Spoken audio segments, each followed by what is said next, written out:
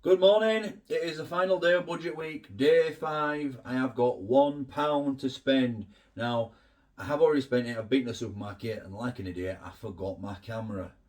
I thought I'd put it in my bag, but I didn't. So, unfortunately, I'm just going to have to show you what I've got. But before I do that, let's see what's left because there seems like a lot here. I think I probably could do an extra day. Maybe an extra day with zero budget. Watch to the end to find out. Depends on what I have today, I suppose. So let's take a look at what I've got left before I show you what I've got with £1 today. Come and have a look at this. So this is still what I've got left here.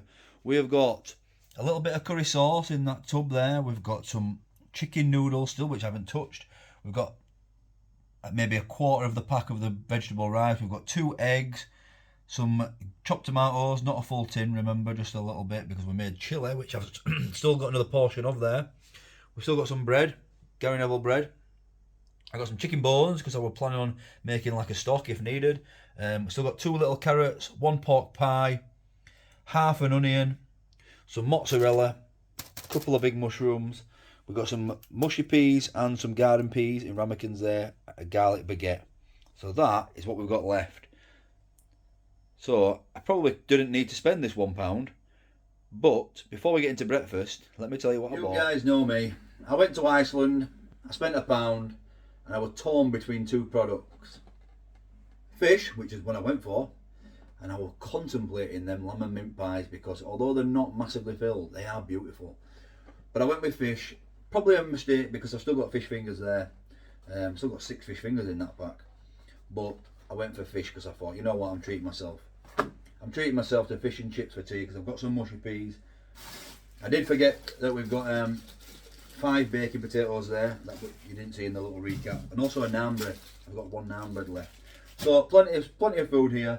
We'll be having fish and chips for tea tonight, so stay tuned to the end to watch that budget fish, chips, peas, curry sauce because I have still got some of this curry sauce, just a little bit. I saved it on purpose for this reason because it is more like a chip shop curry sauce than an Indian curry sauce, even though it shows a serving suggestion with rice and things. It wasn't bad, wasn't too bad, but yeah, I think it's more suited to put over your chips on fish chips, peas, curry.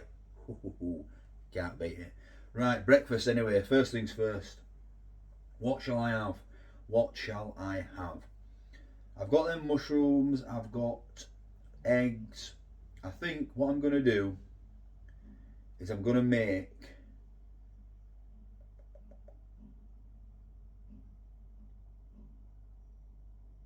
egg on toast. I think I'm just going to have egg on toast. I'm not going to do scrambled egg because I had scrambled egg yesterday. I'm just going to do a couple of fried eggs or maybe poached eggs. Shall I attempt to poach an egg? I've never poached an egg in a pan before. I've done the microwave, you know, the little red tubs where you poach an egg there. I'll attempt to poach an egg. Let's make it interesting. I've only got 2 eggs, but if I mess them up, I mess them up. So, and then I don't know what I'm having for dinner. So, you guys are going to see that in a minute. But first things first, poached eggs on toast. Sounds like a plan. So, poaching an egg. I've got my water simmer in there, and I've seen a technique online that tells you to poach your egg using a strainer. So, what you do is you crack your egg into the strainer. Oh. And then all the wateriness of the egg goes into the bowl below. Ignore that little bit of shell, it'll be right. And then you do that. So you've got all the wateriness, which will give you that shagginess. But your egg, you just dip in the water. And you'll see it starting to cook. Let me bring you closer. Straight away. And they say in 3 to 4 minutes, that's going to be a perfect poached egg. So I'll bring you back when it's done. I know the egg looks small in there, but it's not actually that small. I'm just using a giant pan and a giant strainer because that's the only one I've got. You can obviously do it in a smaller pan with a smaller strainer. But I'll be honest, it's looking good.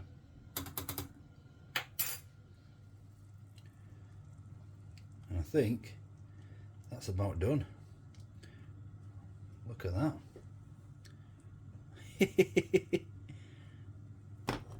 So I'll do the other one, get the toast done, take a look at this.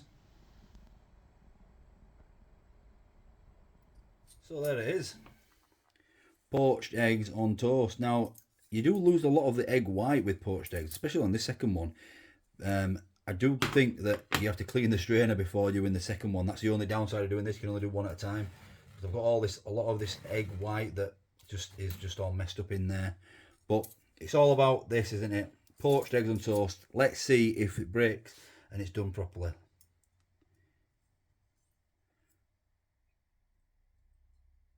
I'm not being funny, but that is absolutely epic. Wow. This one as well. Unbelievable. I don't know why that one's more orange than this one. Do you think I overdid that one? That's strange, isn't it? I've never seen two different coloured eggs like that from the same pack. There we go. Look at that. So there you go. That's how to cook the perfect poached egg. Now, I don't know why one's yellow and one's more orange. Is that to do with, well, they both came out of the same pack, so they can't be dates, different dates. Let me know in the comments if you know. I'm not going to Google it. I'll let you guys surprise me. Right, I'll see you at dinner time. I don't know what we're having, but I know what we're having for tea. But dinner first, so it's lunchtime. Now, I was torn between what I was going to have because it's very easy for me to just have a fish finger sandwich today. But because I went with the pie, with the fish fillet over the pie at Iceland today, I don't want to be having fish fingers for my dinner and fish and chips for my tea. I love them both, but let's vary it up a bit. So I've got a little plan. I'm going to have a naan bread pizza. So I'm going to use my remaining naan bread. I'm going to use my remaining tomatoes, chopped tomatoes, make a little tomato puree out of it.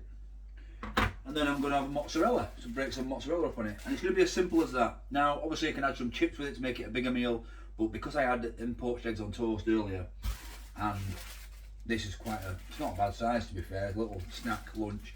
You don't need to have 3 full meals every day. I'm going to have a big tea tonight, fish and chips, so I don't need to be eating too much at dinner time. So that's what I'm going to do, very simple there.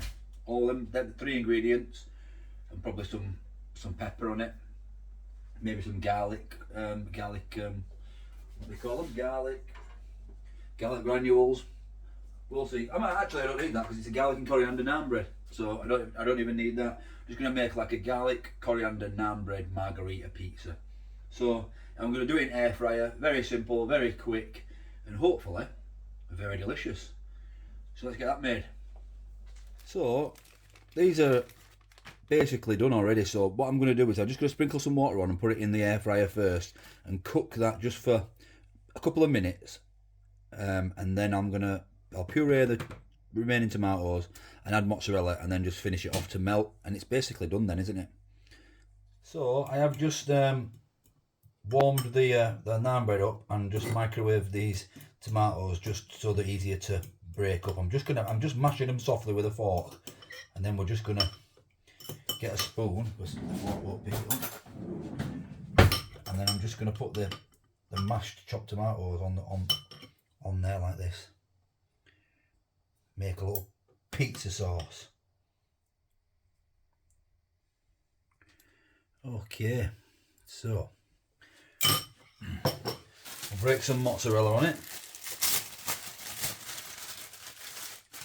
Now, of course, you can grate this mozzarella, but I'm just going to break it off into little bits, and I think this will be better, especially when it's been in the air fryer. Get quite a lot for 69p on one of these little balls.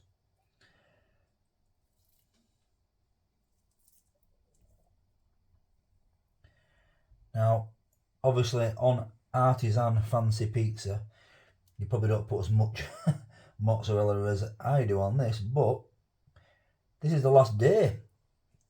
So what am I going to do with it? I'm going to have to make a pizza with them pizza bases in my cupboard that you saw yesterday.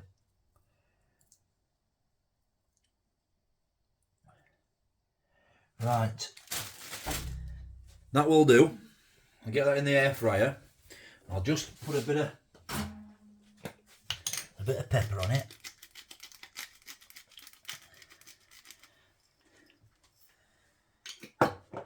Get that back in the air fryer. Cook for about another 5 minutes. It was in for 3 minutes just to warm the bread up. We'll see what it looks like. So it's ready. There we go.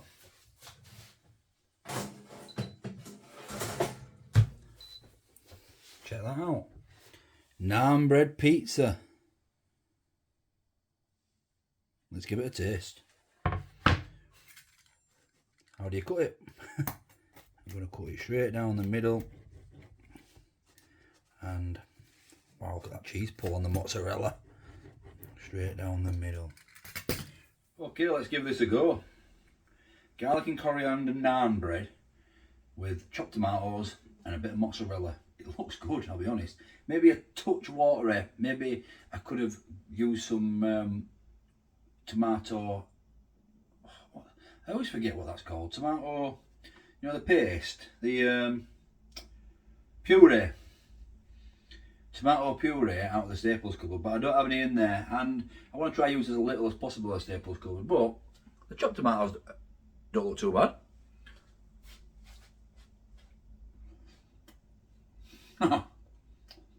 Wow. Oh, that is banging and so cheap.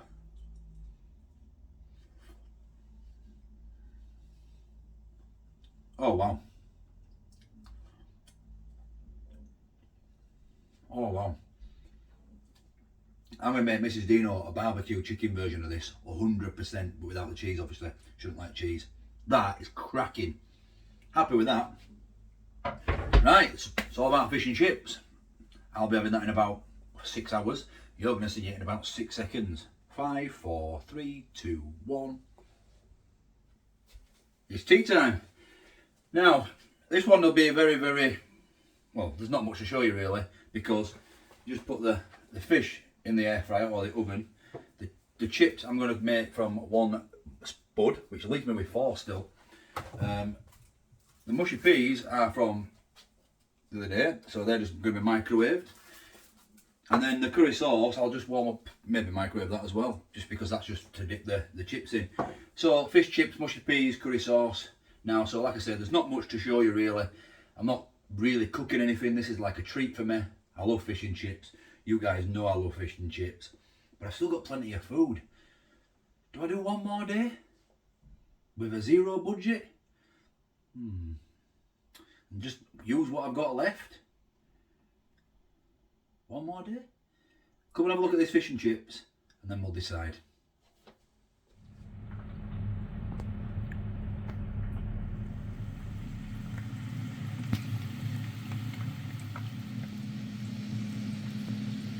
Disaster.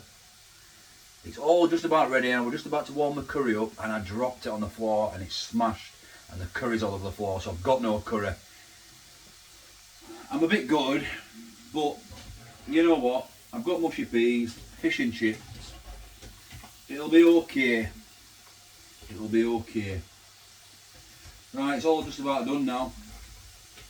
Come and have a look at this.